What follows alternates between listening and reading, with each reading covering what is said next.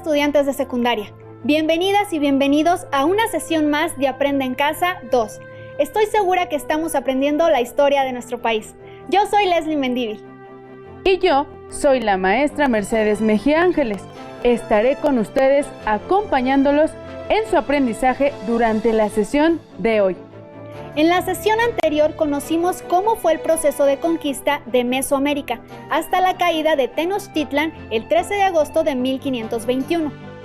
Abordaremos hoy cómo se extendió el proceso de conquista y colonización a los territorios del occidente y sur de Mesoamérica, así como a Aridoamérica. Además, hablaremos de cómo se fue conformando Nueva España. Pero antes de continuar con esta aventura de aprendizaje, quiero recordarles que deben lavarse sus manos constantemente con agua y jabón durante al menos 20 segundos.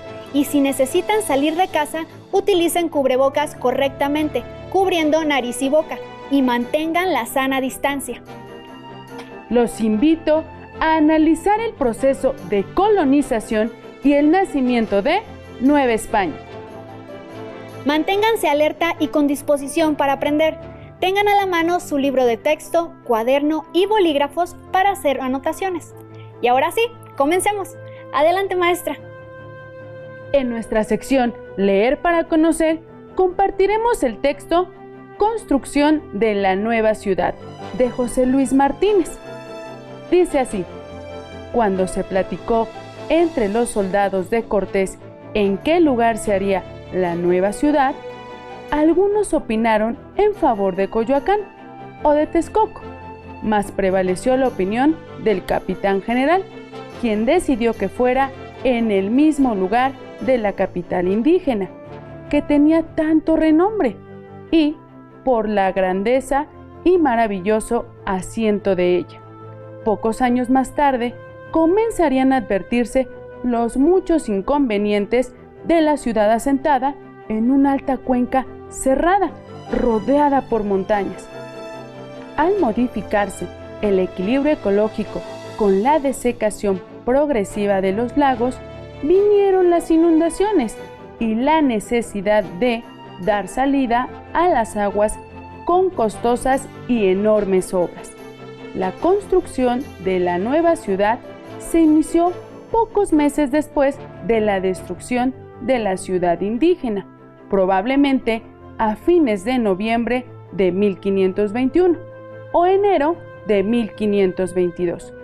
De 4 a 5 meses acá, que la dicha ciudad de Temixtitan se va reparando.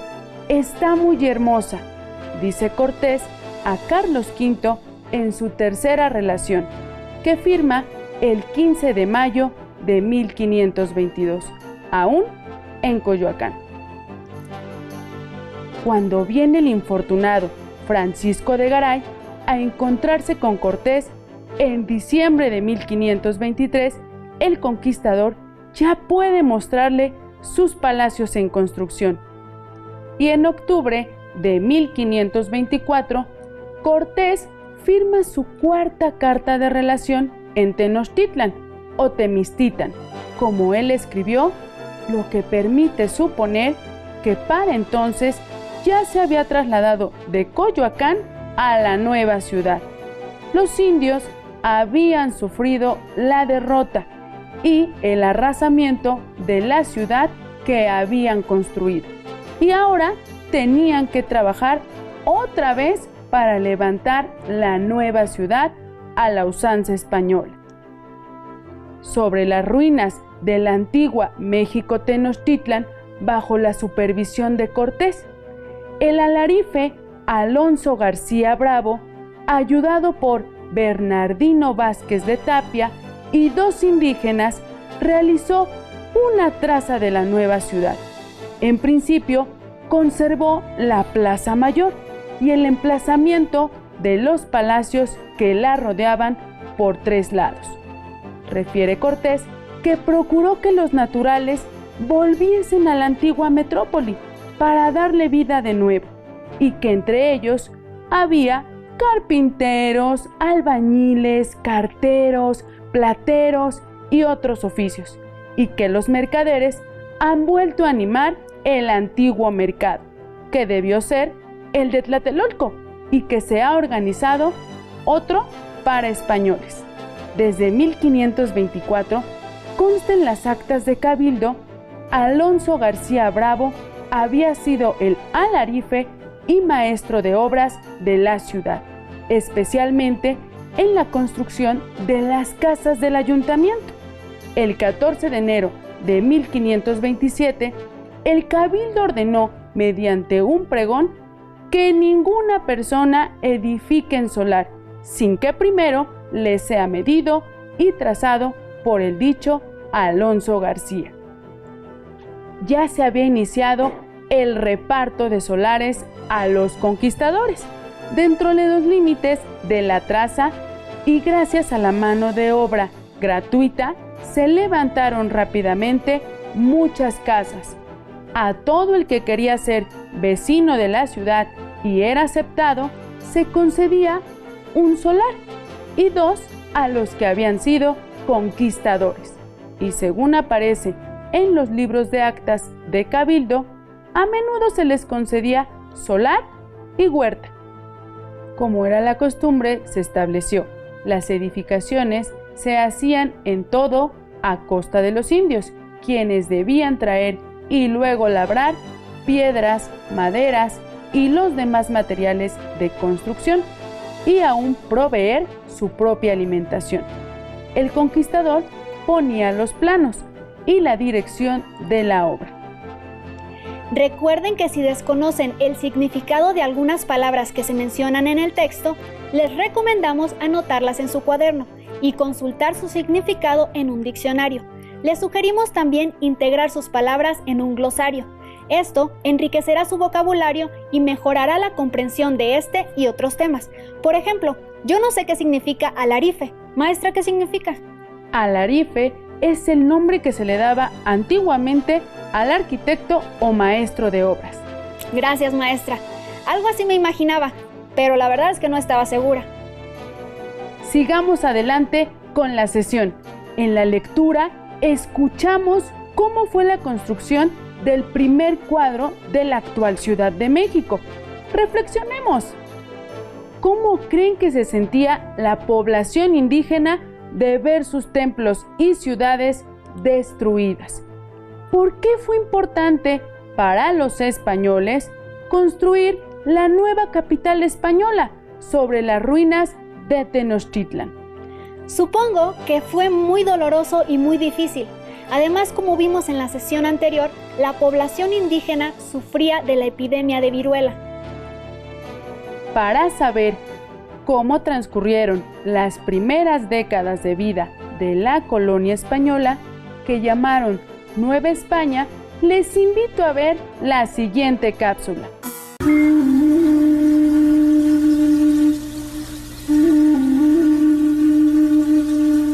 Después de la caída de Mexico Tenochtitlan, les comentaba que Mexico, así es como se pronunciaba en el México prehispánico, la X no se pronunciaba ni J ni X, sino Sh.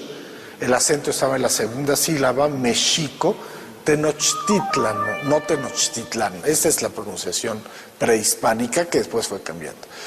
Después de la conquista de Mexico Tenochtitlan, pues hay una gran desigualdad. Esto yo creo que es algo que preocupaba a los conquistadores. Preocupaba a cada uno de los conquistadores, sobre todo los que habían obtenido menos. Preocupaba a Hernán Cortés la posibilidad de una rebelión de los propios conquistadores. De modo que lo que él rápidamente buscó hacer fue extender la conquista a las diferentes provincias, hacia el norte, hacia el sur, hacia el este, hacia el occidente, del imperio mexica, del imperio de la Triple Alianza, tanto con el fin de extender la conquista, de extender los dominios del rey de España, como con el fin de obtener más riquezas inmediatas para el propio Cortés y para estas gentes insatisfechas. Así, de manera extraordinariamente rápida, se conquistó un territorio inmenso un territorio mucho más grande aún que el territorio de España, que es el territorio de los señoríos sometidos a la Triple Alianza y, por cierto, también de los señoríos no sometidos, independientes y aún enemigos de la Triple Alianza que de manera natural pues se sometieron. No fue necesario guerrear muchas veces como tú sabes, los españoles llegaron con aliados muy importantes indígenas, pero con otros aliados que muchas veces no se considera de manera suficiente.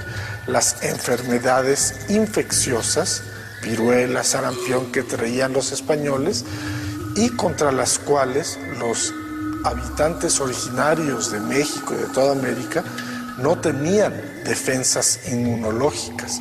De tal manera que esto fue una matazón tremenda, no solo entre los mexicas, también entre los indios.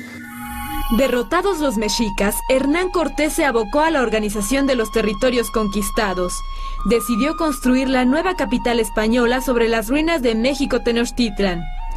Para realizar el trazo de la ciudad, Cortés empleó al soldado Alonso García Bravo, quien tenía conocimientos de topografía. Todas las ciudades que fueron planeadas durante este tiempo, como Puebla, Oaxaca y la Ciudad de México, seguían un modelo que imitaba a las ciudades europeas. Tenían una plaza central donde se encontraban los principales edificios de gobierno y de culto. A partir de esta plaza se trazaban dos ejes, uno de norte a sur y otro de oriente a poniente. Así, las calles formaban una cuadrícula. Después de la conquista de México, así las calles formaban una cuadrícula. Interesante, ¿verdad? Como se darán cuenta, la conformación de Nueva España fue un proceso complejo de enfrentamientos y sometimiento de los señoríos del México antiguo, de expediciones y conquistas en el sur de Mesoamérica, a los reinos mixteco, zapoteco y maya en el occidente, a los purépechas en el norte, Aridoamérica, a los chichimecas, además de fundación de ciudades españolas.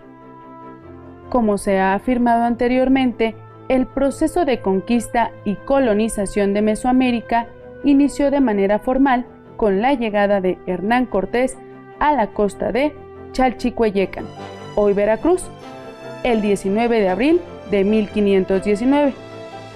3 días después, fundó la Villa Rica de la Veracruz, en la costa frente al islote de San Juan de Ulúa, y estableció el primer ayuntamiento, es decir, el gobierno local de Nueva España.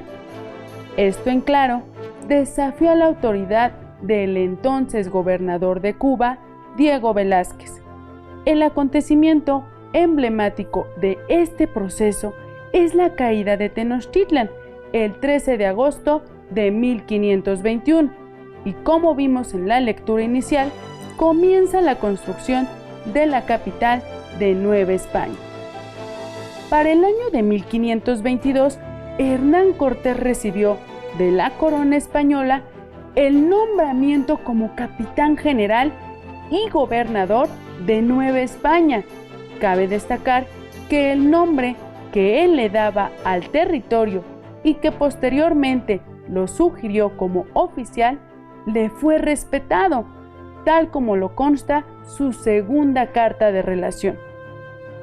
Por lo que yo he visto y comprendido cerca de la similitud que toda esta tierra tiene a España, así en la fertilidad como en la grandeza y fríos que en ella hace, y en otras muchas cosas que le equiparan a ella, me pareció que el más conveniente nombre para esta dicha tierra era llamarse la Nueva España del Mar Océano. Y así, en nombre de vuestra Majestad, se le puso aqueste nombre. Humildemente suplico a vuestra Alteza la tenga por bien y mande que se nombre así. En ese mismo año, traslade el ayuntamiento de la Villa Rica de la Veracruz a Coyoacán, en donde establece la sede de su gobierno. Con ello, sienta las bases de la organización política y administrativa de Nueva España. Por otro lado, el proceso de conquista y colonización se extiende a otros territorios. A través de pactos o de la victoria militar, los españoles continuaron con el sometimiento de los señoríos antes dominados por la Triple Alianza e incluso de otros, anteriormente independientes. Se puede asegurar que de 1522 a 1526, Hernán Cortés y sus capitanes efectuaron intensas expediciones de conquista y colonización.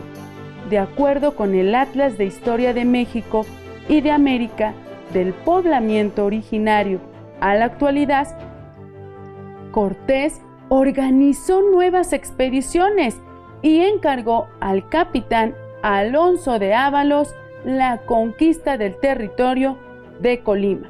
A Pedro de Alvarado lo comisionó para explorar y conquistar la región mixteca zapoteca. Su misión se extendería a Chiapas y Guatemala. Cristóbal de Olid, otro de sus capitanes, le encargó la expedición marítima de las Ibueras, actual Honduras, mientras que Hernán Cortés partió hacia el sur de Mesoamérica el 12 de octubre de 1524. Los obstáculos que encontró fueron diversos: selvas, pantanos, mosquitos, clima extremo, ríos caudalosos, escasez de alimentos y enfermedades tropicales y hostilidad permanente de los indígenas de Tabasco y Campeche. Resulta evidente que el proceso de exploración y conquista fue complicado, en varias ocasiones violento y en otras fuera de control. Como ejemplo, el caso de Nuño de Guzmán, quien en 1530, en el occidente de Nueva España, saqueó la zona purépecha, por lo que fue removido a Nueva Galicia, territorio que actualmente comprende los estados de Jalisco, Nayarit, Colima. Pero ahí también emprendió un sangriento proceso de conquista y sometimiento. En la península de Yucatán, Francisco de Montejo consiguió la autorización para conquistarla, aunque en su primer intento, en 1527, no pudo someter a los mayas. Reinició la conquista en 1540. 2 años después, en pleno proceso de colonización de Mesoamérica, se fundó la ciudad de Campeche y Mérida. A finales de 1546, tanto la conquista del norte como la del centro de Yucatán se consumaron. Ese año, a Francisco de Montejo se le otorgó el gobierno de la Capitanía de Yucatán. En el libro Nueva Historia Mínima de México, el historiador Bernardo García Martínez señala que la corona logró afianzar sus proyectos y su sistema de gobierno entre 1560 y 1610 aproximadamente. Este periodo se caracterizó por el despegue de la expansión al norte o tierra adentro, como se le llamó entonces. Esta región se consideró la más dinámica y rica de su tiempo.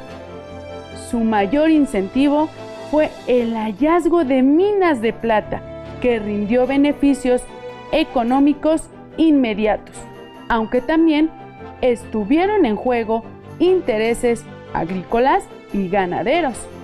La expansión estuvo acompañada de fundación de ciudades y también se deriva un ciclo de violencia con la guerra chichimeca, enfrentamientos sucesivos con las tribus seminómadas de tierra adentro.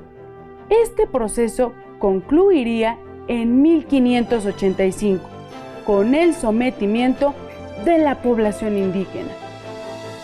Ahora sabemos que el proceso de colonización de los territorios del norte y sur fue complejo y arduo. Veamos el siguiente video titulado El orden del nuevo reino, del acervo de Televisión Educativa.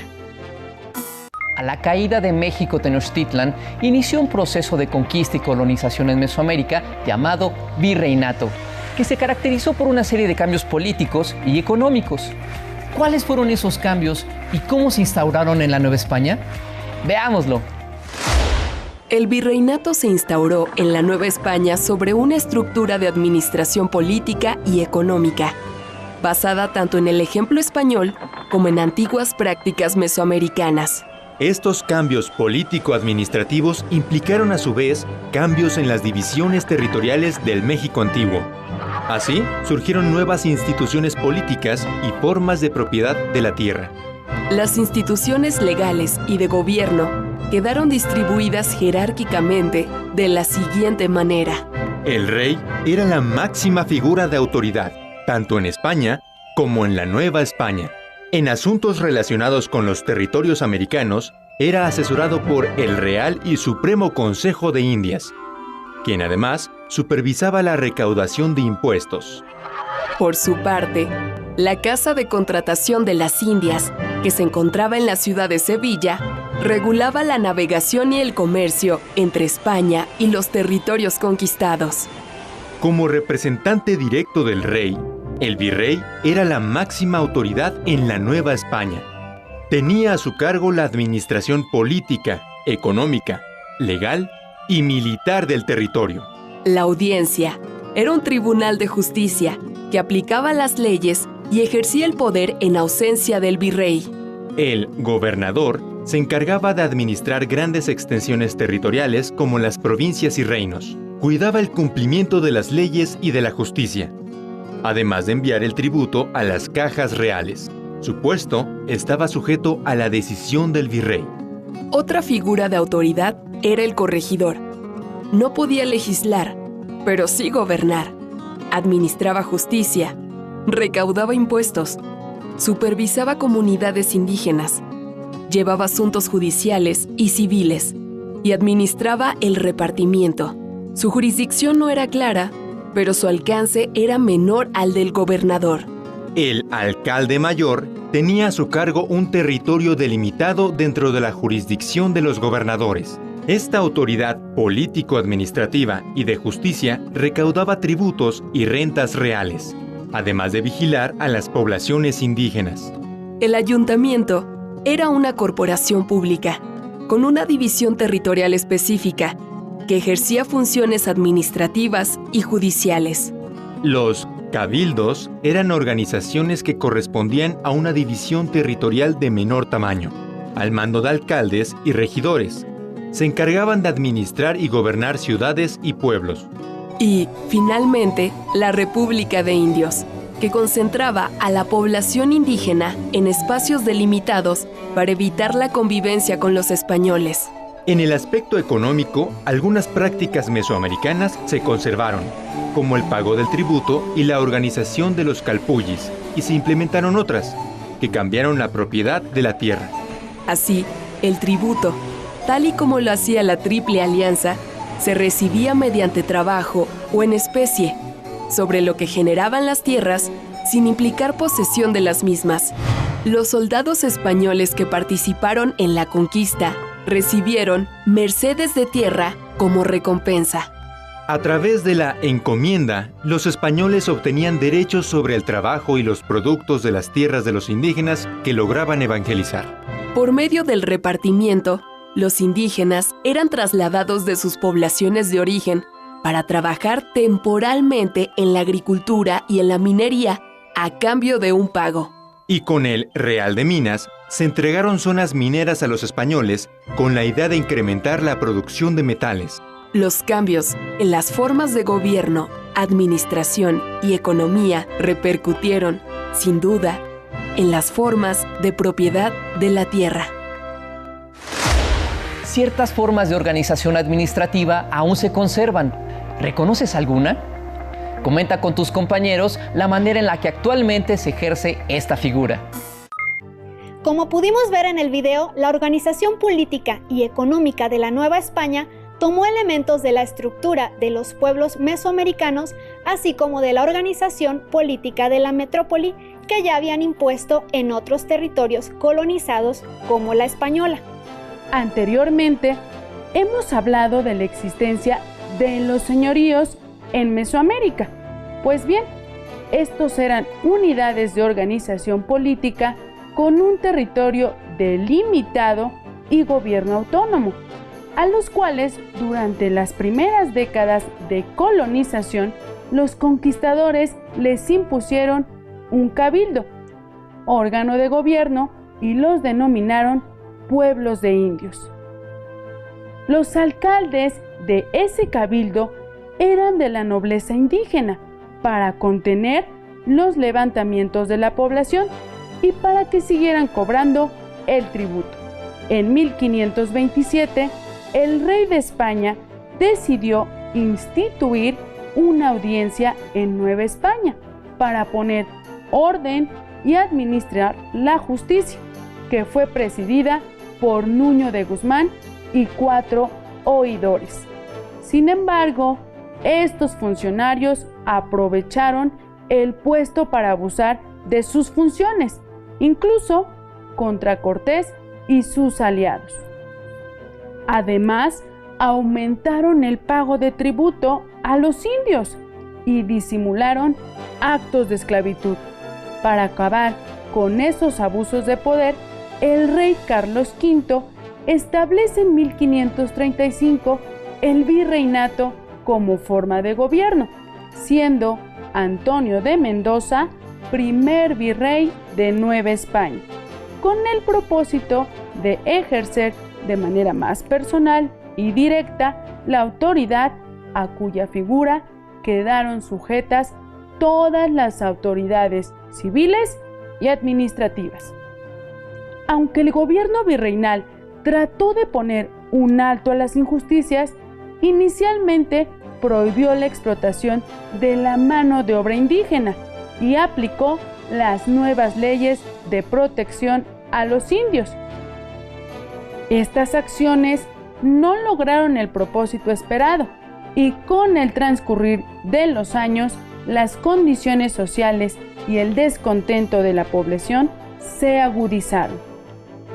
El virreinato, como forma de gobierno, terminó en 1821, año que se logró que México se independizara de España. ¿Qué les ha parecido lo visto hasta ahora? Muy interesante, maestra. Comúnmente cometemos el error de imaginarnos a los españoles como personas con los mismos intereses, pero me queda claro que la tarea de colonizar y gobernar un territorio generó muchos conflictos entre ellos. Así es, pero poco a poco fueron conformando el territorio que integraría la Nueva España y afianzando el control con el establecimiento de instituciones para poner orden, administrar la justicia y las riquezas obtenidas. Ahora quiero retarlos para que en su cuaderno elaboren un cuadro comparativo de las instituciones políticas que se conservaron de los pueblos mesoamericanos y las que establecieron los españoles en Nueva España. Deben indicar su nombre y las funciones que tenían para la población y territorio. Recuerden que pueden apoyarse en su libro de texto de Historia de México de 3er grado. Por hoy hemos concluido, pero aún nos queda mucho por explorar y descubrir de la historia de nuestro país. Así que nos vemos pronto aquí en Aprende en Casa 2. ¡Hasta la próxima!